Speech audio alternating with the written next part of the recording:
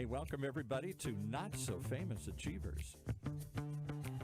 Weekly conversations with some of the world's most amazing but not so famous achievers on what they did and how they did it and what you can learn from their journey. With your hosts, Will Christ and Robert White. Hey, guys. Well, welcome everyone, and we've got an exciting guest today.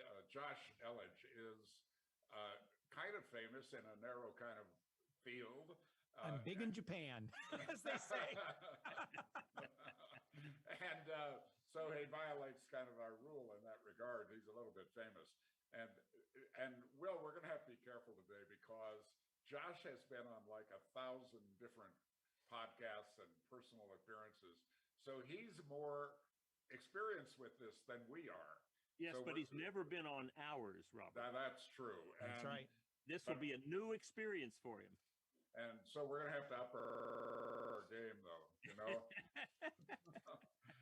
Josh, I know a bit about you. I spent a lot of time evaluating marketing companies in general, as a general field. I guess maybe you can be more specific about that than I've just been, but why don't you introduce yourself? I chose you out of a lot of candidates, I guess would be a way to say it, and impressed with what you're doing for me and for a lot of other people. And so tell us a little bit about your background and how you got to be this almost famous guy. Almost famous. I straight out of high school, I joined the United States Navy as a Navy journalist, and I got to learn from Adrian Cronauer, who was a guest lecturer, and that moment changed my life. There's a couple of smiles. Some folks recognize that name. And so if you're familiar with the movie Good Morning Vietnam, he was portrayed by Robin Williams. Yeah. And Adrian Cronauer, until that moment, journalism sounded like something fun to do. But in that moment, I realized just how important this role is that, you know, when you leverage platform, whether it's a microphone or a TV camera or whatever it is, you have a sacred obligation with that audience to always be honest, to always advocate for them, for their needs. And you are their, proxy in a conversation. You are their proxy in how and what you choose to speak about. And of course, you know the story. He, in the Vietnam War, he ended up with a real crisis of conscience where he's like, I can't continue to lie here. It doesn't work for me. Well, in his, he was initially, he was the bad guy because he told the truth and, didn't toe the company line, but history vindicated him. It was the right choice. And today, I think there's a lot that we can learn from that. In that, I think that marketers, by and large, don't value the intelligence of their audiences. And I think that far too often, we come into an environment where we say, well, this is what I want. Here's my goal. I want to make X number of sales. I want to let you know, and a lot of this is backed by my 15 plus years of studying and leading on consumer behavior. Okay, whatever your intention is in the boardroom before you decided on the ad, in the planning meeting before you decided to go out and, do a bunch of selling on social media and that sort of thing, whatever your intention is, we all know it. You're not fooling anybody today. So you may as well just let down the false pretense, and you may as well just say, here's who I am, here's what I do, make it insanely easy for people to engage with you, and they will. But yeah, I mean, so that was kind of it kind of took a little diversion there. Started 2 companies, each become 7-figure companies. Savings Angel, we did close to $7 million in revenue with $0 in paid ads. All I did was serve audiences on radio, in my syndicated newspaper column of over 13 years now, syndicated TV. I've done about 800 TV segments as a consumer guy. So I just teach people how to save money on anything in life. And so the more value you give, the more that audiences appreciate that and want to engage. Give low value, not a whole lot's going to happen. Get on a platform, start selling your book. Yeah, good luck. Yes, a non-starter today. But my experience in the media led to me starting up my influence.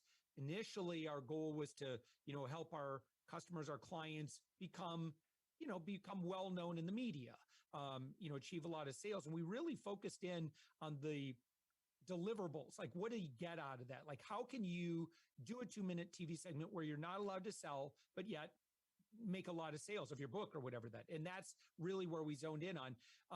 And that led to us obsessing on this idea of sales processes and systems that work today. And I believe the rules today are a lot different than what you might read in, Tom Hopkins or some, old school sales manuals. The rules are far, far different. If you start, doing a hard close on anybody, it's over before it's even begun. There's no allowance for that at all today. And the consequences are pretty bad. If you give a bad guest experience to somebody, the world will know about it. You can't get away with that. So you may as well just be where consumers are and work from their position. Well, Will, I think you now see why I invited Josh. You push his button, he's good for several minutes. I'm going to make your job easier. I got a little string on the back. You just pull, and there he goes. Oh, boy. So, Josh, tell me, when you say you got to be where the customer is. Yeah. How do you do that on a podcast where you are talking out? If you, as a guest on your podcast, for instance, what does that mean to be where the customer is? Yeah. So if you put yourself in the position, this is mandatory, right? You have to put yourself in the position of the audience member, okay? Rather than, and admittedly, I have a philosophy. I don't know that my philosophy is not the only way, but I prescribe to the go-giver model, a la Bob Berg, who's done some really good work in this field. You lead with generosity. I happen to think that platform is the easiest way to leverage that generosity, platform being stages and podcasts and media and so forth, is, go use that and use that in both ways, right? And so if you can own the platform, well, that gives you a lot of leverage as well to connect with great people. So if I'm truly advocating for an audience, I want to know what's the thing that's going to make me so happy that I got from that. I'm a big fan of takeaway TV, like action items. Give me something to do so that I can do it, get some value from it, and then or make it ridiculously easy for me to engage with you in a non-salesy way. And what we want to create today more than anything is proximity. Proximity is the name of the game today in marketing. How much time can you earn with an audience member? So if you can get them to come and spend 30 minutes with you watching your videos, guess what's going to happen to that relationship? It's going to go through the roof. I actually did a lot of research and presented on this topic. I studied, of all things, family science in college because I wanted to be a love doctor on the radio. And one thing I learned, I wanted to get into this whole debate of quality versus quantity time, especially when it comes to like parenting. And what the data seemed to indicate is that quality time was really just an excuse from busy parents. Oh, I don't spend any time with my kids, but when I do, it's quality time, and I give them, 10 minutes of quality time on Sunday or something like that. And that's really not where the needle moves forward. If you want to deepen a relationship, there's something profound that happens through time together. Just it's that act of being with your loved one and your partner and spending an hour on the beach together and, walking together in the woods. There's just something about that energy together. And again, in person is wonderful when you can get that in today's era. The best you really could do is live video together. So that's really what we want to create, live video together. And if you can't get that, then asynchronous video together would be fine. That'll work too. So get people to watch your videos. We want people to see your facial expressions and feel your energy and see your energy and look in your background and see what you're watching your ring and your facial tics and all that other stuff. That is all communication. And the more communication that we can transmit in a small amount of time, the better. Multiply that times that length of time, that proximity. And now that's where know, like, and trust comes from today. That's incredibly valuable. And Josh, you've got a ton of content. We could do this for hours and hours, I know from my experience with you. And our audience are people like us, people that are running a business or running a division, people that are active and interested in growth, interested in personal growth in addition to their business growth. And along that way, one of the things we found valuable is to ask our guests, have there been any bumps in the road and how did you handle them? And I'm guessing that's a rhetorical question, the first part of that. I don't know an entrepreneur that hasn't had the bumps in the road. Always. So what have yours been and how did you handle it? How did you come back? Yeah, I failed in business 6 times before I had my first 7-figure-year company. So in those 6 failures, some were somewhat graceful exits. A couple of them were doozies. Really put my family and I in a tough spot. I've been through foreclosure and a bankruptcy and having to go live with my in-laws as a father of 2. It's not, it's humbling. But yet I kept at it. I kept on showing up, kind of like, Captain America, right? I could do this all day. I think part of it was that I had nowhere else to go. Like, I had a degree in family science. What was I going to do with that?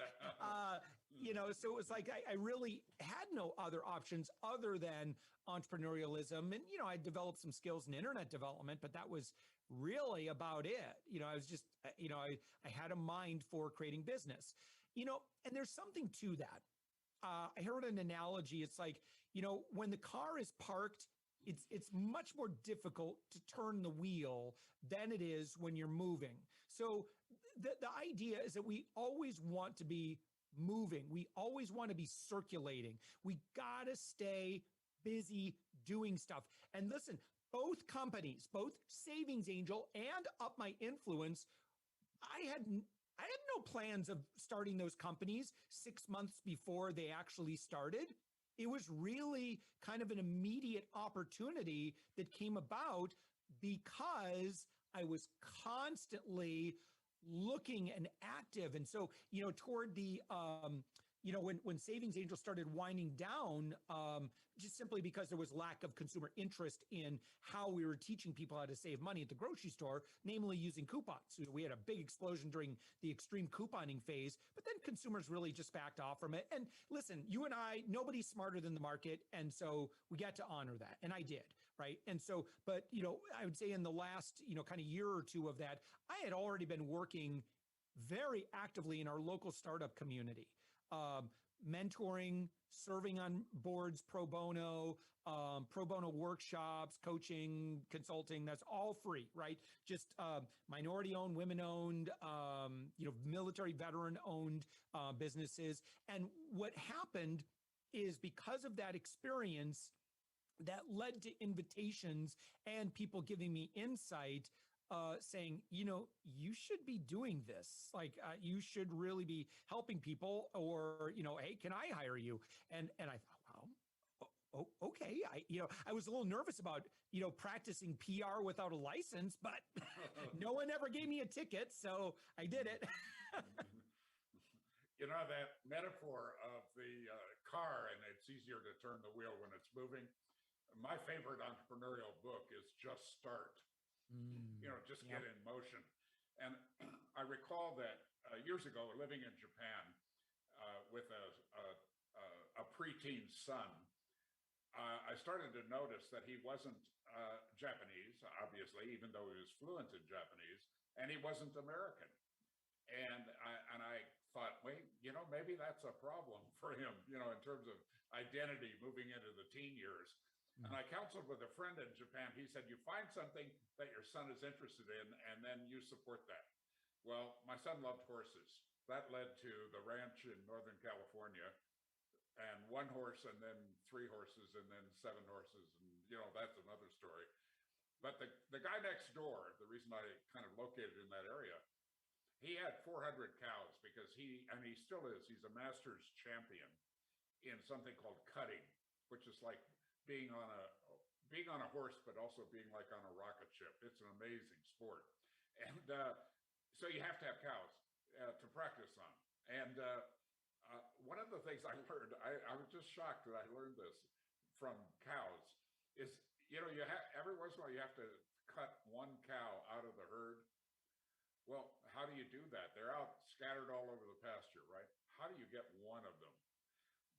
Well, the way you do it is movement. You start cows moving, and when they move, they get a little nervous. And when they get nervous, they gather together. In marketing, I think we would call that engagement, right? We get them to gather together, and then you can get them moving in a certain direction. And I've always thought when I've worked with the staff or with my clients that if I can get them to come together and then moving, my job just gets a whole lot easier really quickly. Yeah. But that metaphor of the car and turning the wheel, I love that. I'm going to steal that, Josh. Yeah, it's absolutely true. And there's also something I remember studying. I think it started with a Reader's Digest article that I came across, and then I really kind of passionately pursued this, and that's the traits of lucky people.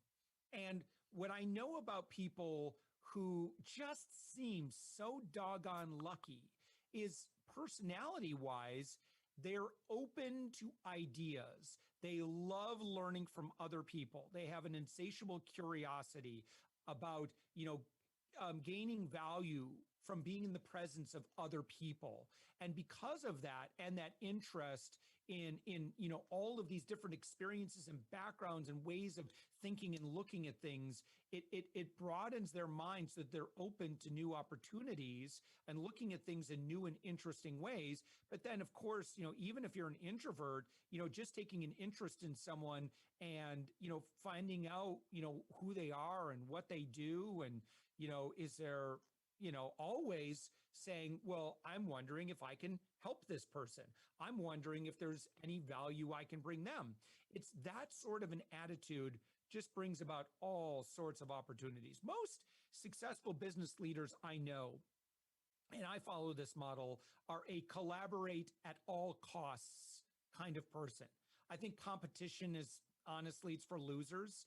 I very much love the idea of, how can we do something together, and it kind of creates this 1 + 1 = 11 kind of thing, rather than, 1 plus, you're my competition, so there is no 1 + 1.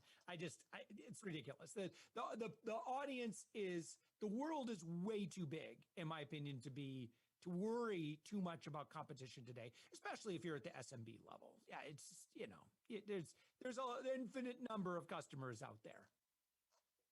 Well, one of the basis of my relationship with Will Christ is that this is one of the most loving human beings that I know.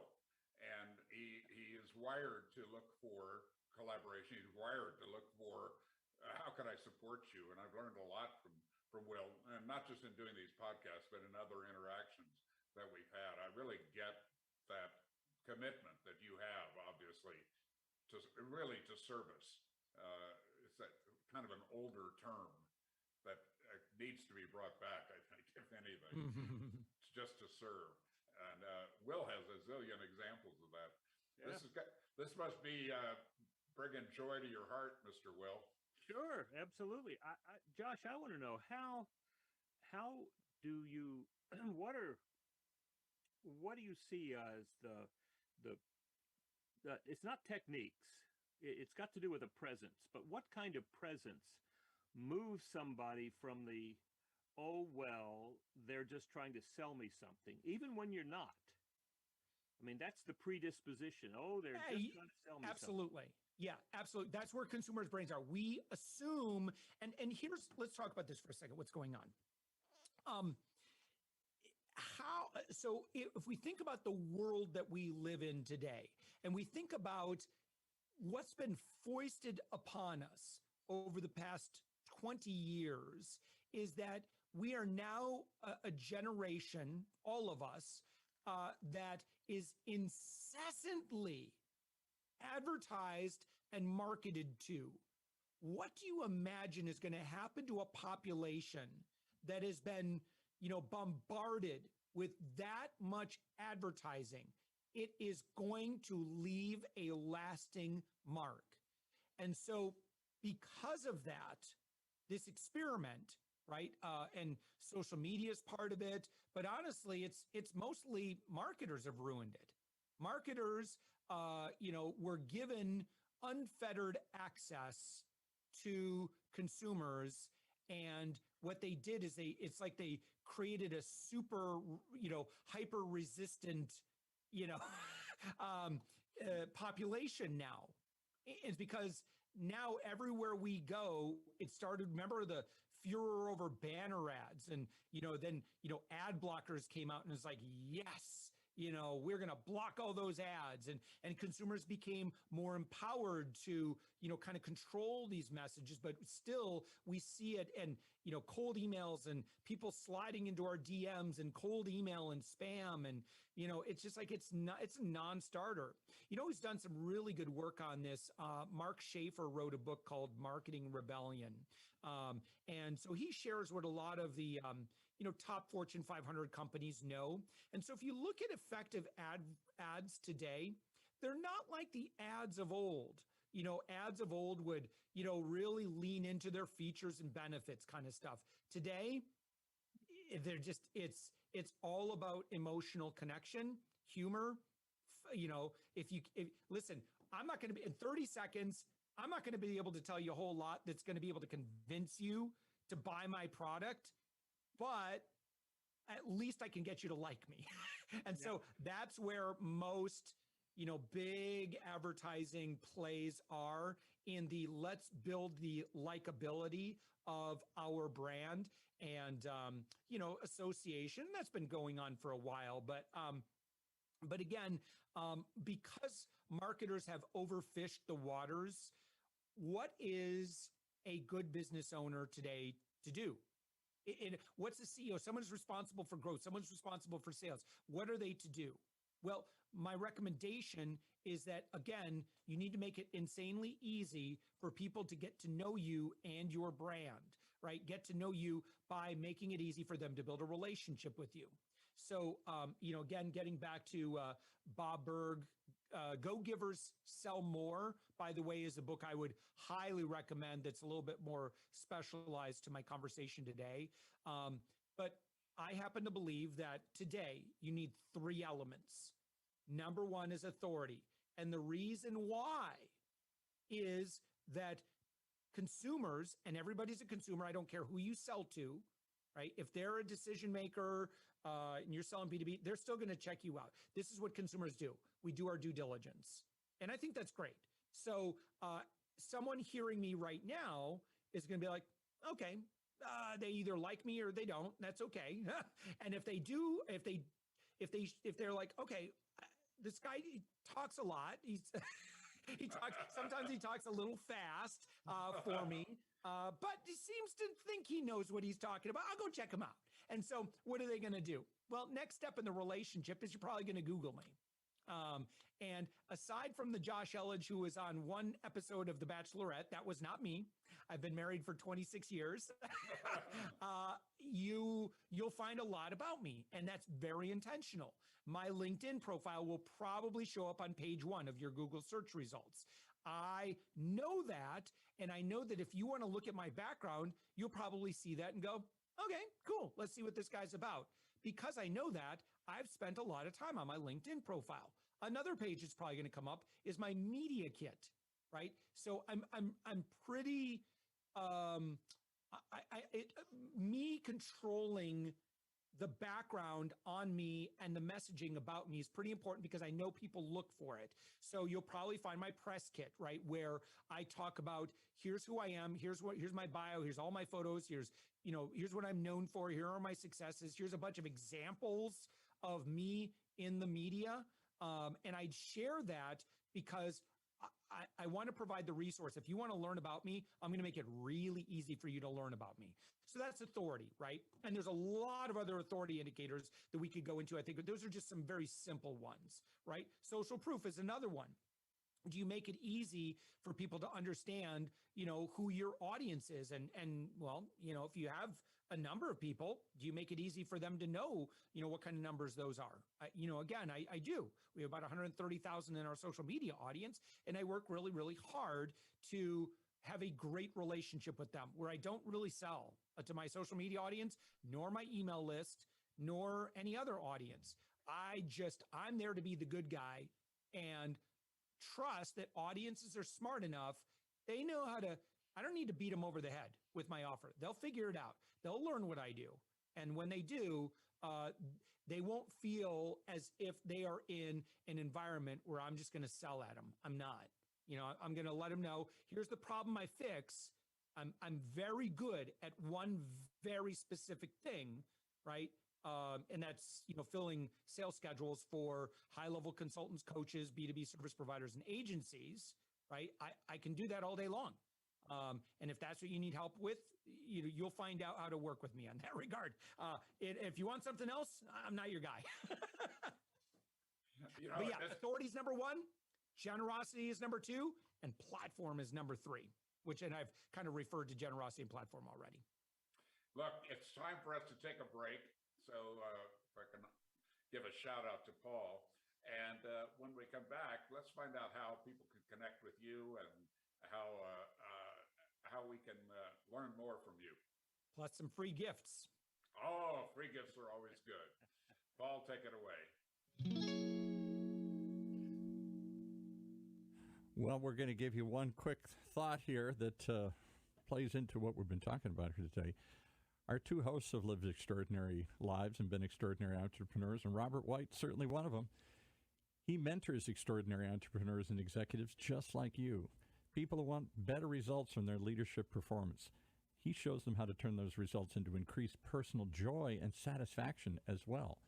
Robert founded and led two large training industry success stories. He's been there and done that, and his experience will help you find and achieve that extraordinary success you seek in your life. So why wait? Reach out and see what Robert can do for you today. Just email him at robert@extraordinarypeople.com, robert@extraordinarypeople.com, and start living the extraordinary life you've earned.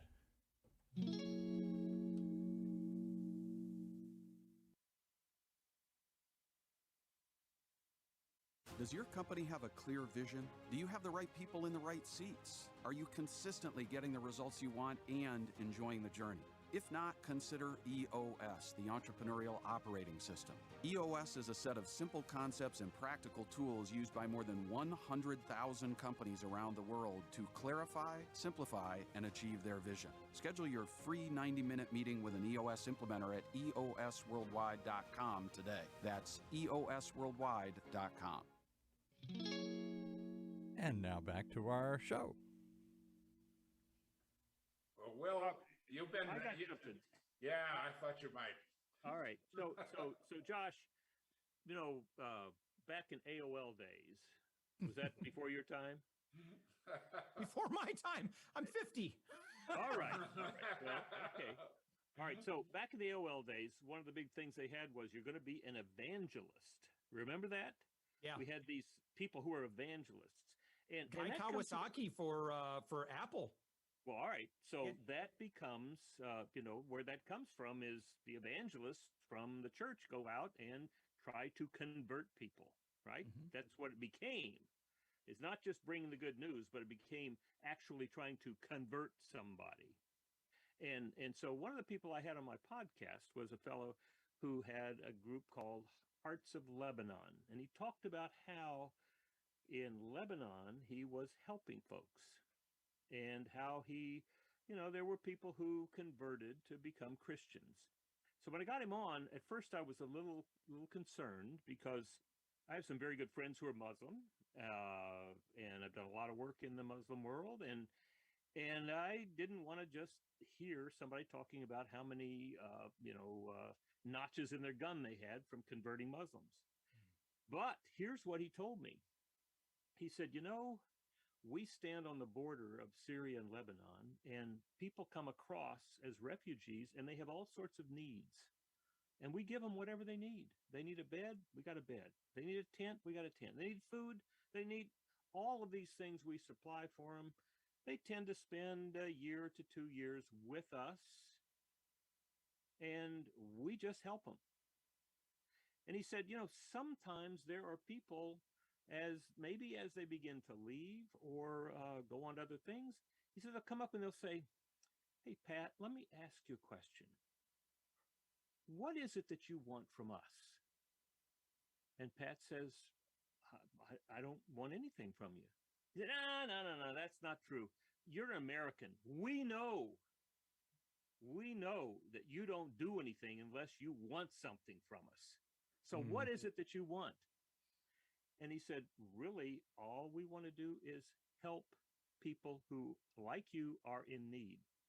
And he said, sometimes that's all they need to know and they move on.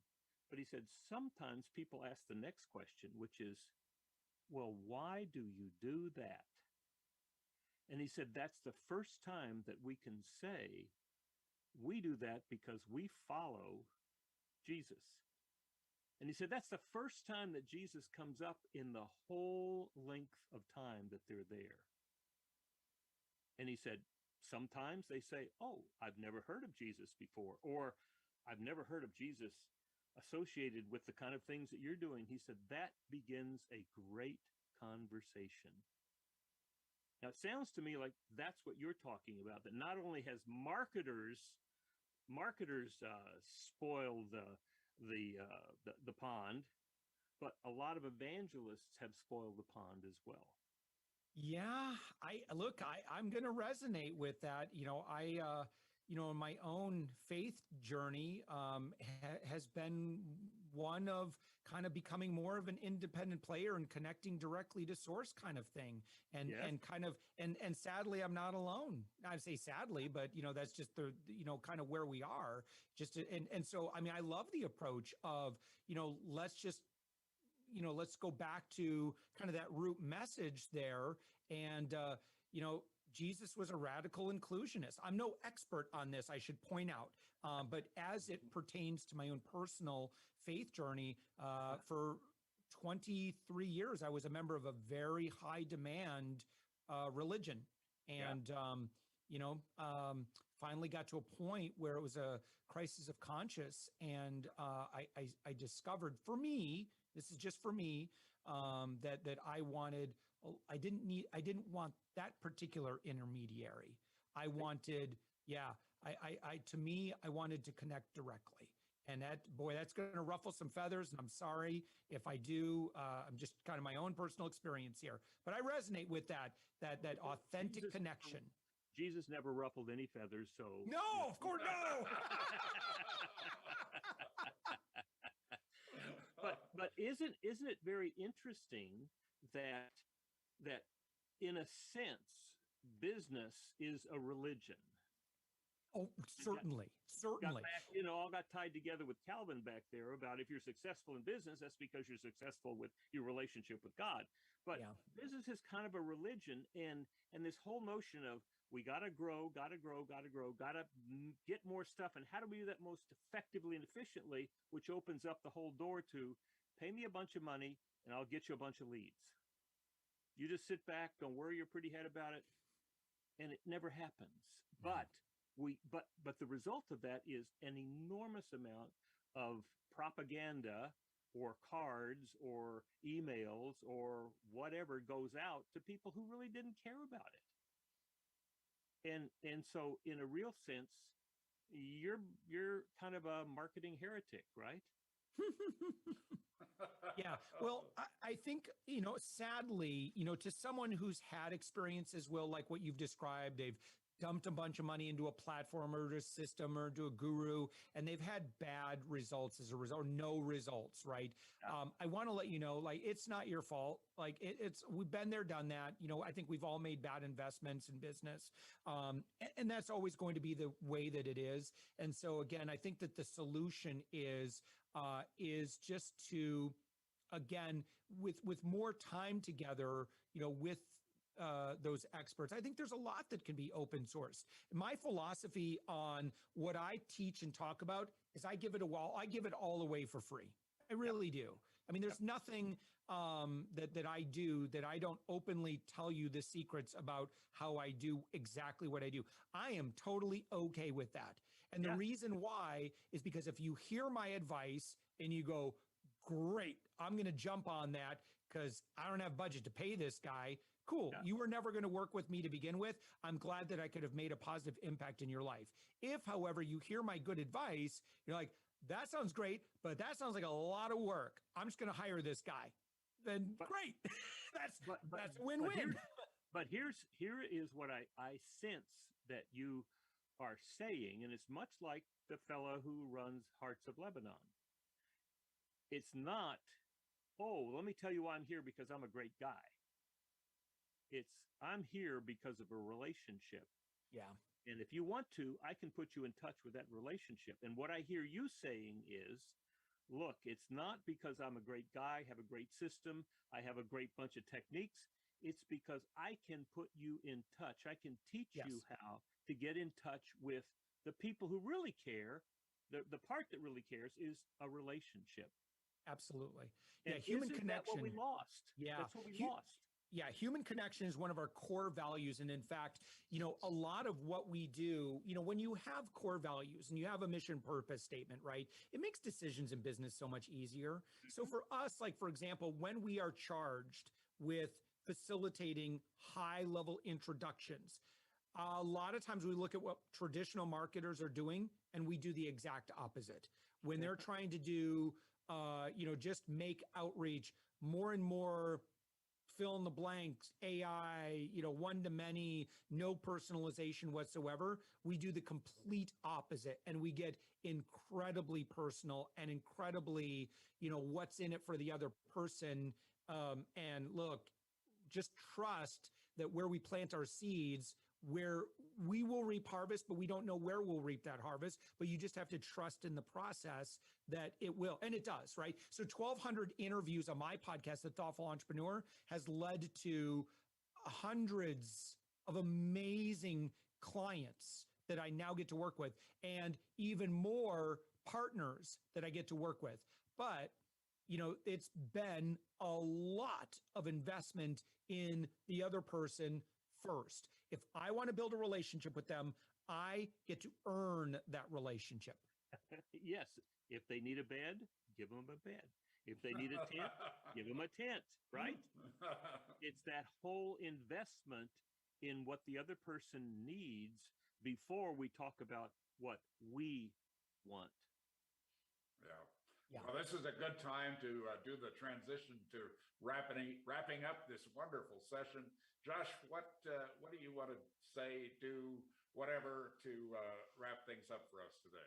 Yeah, buy my stuff. No, I have nothing for sale. No, there is a couple of things that might be a great, kind of next step. So number one would be that, I am always looking for great high-level guests for my podcast. We have a daily podcast. So I'm always on the lookout for, business leaders, particularly those in the B2B world, consultants, coaches, agency owners. As long as you're doing 6 figures or more, would love to feature you on The Thoughtful Entrepreneur. So I just want to let you know, if you're in that category, please come on over. I'd love to celebrate you in front of my audience of, over 130,000 people. And I'd be honored to do that. If you're not quite at that level, or let's say you've been listening to what I've been talking about and you kind of resonate with that, within, depending on when you're listening to this conversation, but in 2022, by January 1st, we will have a free masterclass. I'm just in the final stages of the production on that right now. But I'm going to have a 4-part series where I'm going to do a really deep dive into a lot of very tactical things that you can be doing that are in alignment with the philosophies that I've been sharing on this conversation. And that's free. If you never buy anything or what, totally cool. I'm just here to serve. Josh, it's been a real delight. I'm so happy that you invested some time with us and with our listeners. I see you as that classic line, the trusted advisor, and somebody that, whether I agree with all the time or not, I want to really listen closely to what you're up to. So thank you for being with us today. Will, anything to wrap things up today? Josh, I'm getting ready to push the button on your website to send to you to invite me to your podcast. So you could look forward to it. Love to have you. All right. All Good to right. meet you. Thank you. And everyone, have an extraordinary day and week. All the best.